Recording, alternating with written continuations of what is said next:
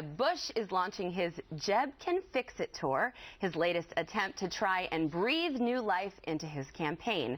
The former Florida governor kicking off his reboot with a speech in Tampa yesterday, vowing to fix incompetence in Washington. This coming just days after he took heat for what many say was a pretty poor performance in that last GOP debate.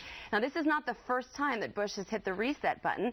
The Weekly Standard pointing out that this is Jeb's fifth so-called reboot.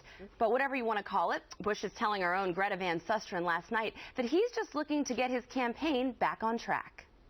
It doesn't really matter what it's called. This happened to be the time we were launching the book tour. I've had a rough couple of weeks.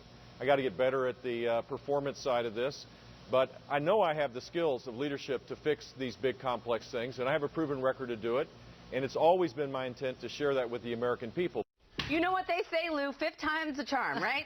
Fifth time is I was just wondering if there'd be such a, an uproar if we went back and counted the number of times that President Obama had reset with Russia, had pivoted to Asia.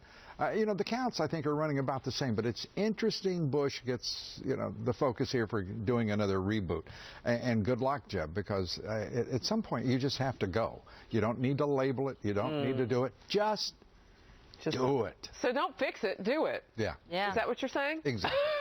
What's the difference in the reboot? I mean, Sandra, you've mentioned they need to start talking about the economy. He's been talking about the economy. Been talking about the economy. Not really. Where is the reboot? Where's the new screen? Well, it's amazing how he points out a lot of this. Lou's having a good time on the couch today. A lot of this has been about physical appearance. Yeah. I mean, he's pointing out that he has gotten advice to ditch his glasses, change ties.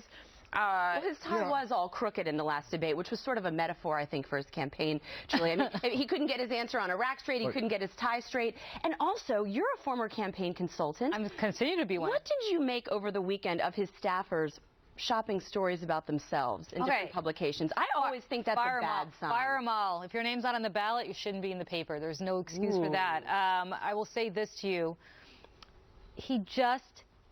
The problem is he doesn't have the personality for this. He just doesn't. You look at his brother. His brother had the personality for it. He was charismatic.